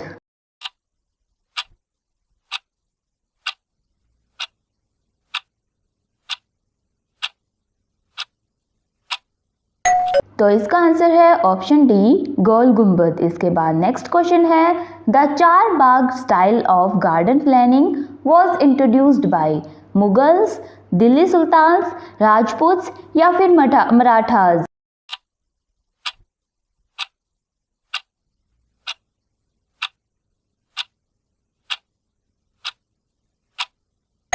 तो इसका आंसर है मराठास। इसके बाद नेक्स्ट क्वेश्चन है, Buland Darwaza the highest gateway in India is located at, option A Agra fort, option B Fatehpur Sikri, option C Delhi या फिर ऑप्शन डी बीजापुर।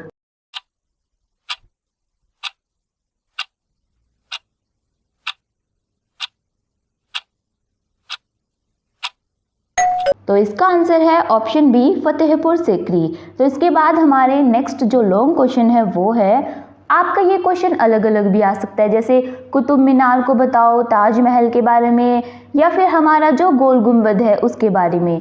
तो ये वाला क्वेश्चन इसी पर बेस्ड है, describe the artistic aspects of the following with basic details of main structure. तो इसमें मैंने सबसे पहले कुतुब मीनार के बारे में बताया है, उसके बाद ताजमहल के बारे में, या फिर ताजमहल के बारे में ऐसे क्वेश्चन भी आ सकता है कि किसको क्राउन ऑफ द पैलेस बोला जाता है, और फिर उसका डिस्क्रिप्शन बताइए, मतलब इसकी लैंग्वेज चेंज हो सकती है। तो इन तीनों को मैंने इसमें एक्सप्लेन करके अच्छे से बता दिया है, और जो इसकी थ्योरी है विद इमेजेस, जो एनिमेटेड समरी है वो मैंने थ्योरी में बता दी थी जो हमारी वीडियो थी, तो उसका लिंक आपको डिस्क्रिप्शन बॉक्स में मिल जाएगा।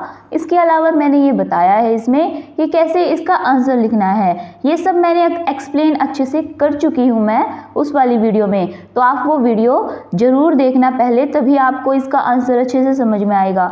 इनका स्क्रीनशॉट ले लो या फिर वो PDF तो आपको मिल ही जाएगी, आपको स्क्रीनशॉट लेने की ज़रूरत ही नहीं है।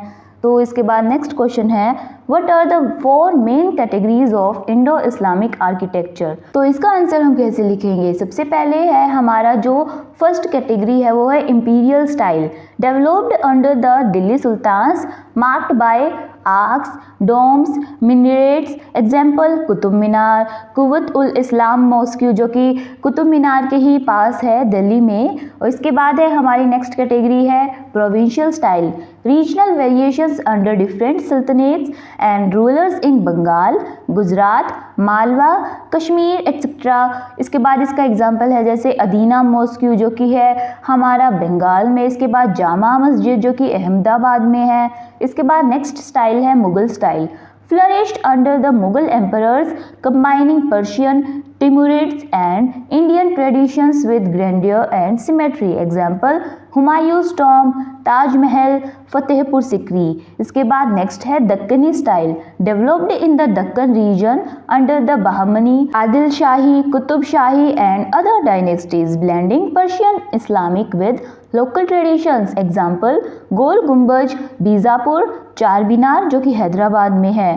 तो so the 4 categories are imperial style, provincial style, Mughal style and Deccani style. तो ये हमारे कुछ क्वेश्चंस थे, इसके अलावा मुझे नहीं लगता कि कोई क्वेश्चन बनेगा। आपके इंपॉर्टेंट क्वेश्चंस यही थे, इनकी सिर्फ लैंग्वेज चेंज हो जाएगी, लेकिन आपको आंसर यही लिखना है। आप ये अगर पॉइंट्स अच्छे से देख लोगे तो आप जो आंसर लिखोगे उसमें और भी ज़्यादा वो एनहांस होगा वो और अट्रैक्टिव लगेगा। तो इस वीडियो में इतना ही। हमारे जो क्वेश्चन प्रैक्टिस भी हो गई है, हमने थ्योरी भी कर ली है और इसके अलावा हमने नोट्स भी पढ़ लिए हैं। तो अब आपका एग्ज़ाम ज़रूर काफ़ी अच्छा होने वाला है और अपने रिव्यू ज़रूर देना कमेंट सेक्शन में कि कैसा आपका एग्ज़ाम रहा। So all the best. मिलते हैं हम 12th क्लास में। 12th क्लास में भी मैंने आपका सारा सिलेबस कवर करवा रखा है, तो आप 12th क्लास की भी कोई टेंशन मत लो। 12th क्लास में सारा syllabus, notes plus question answer आपको सब कुछ रेडी मिलेगा। सो मिलते हैं हम 12th क्लास में।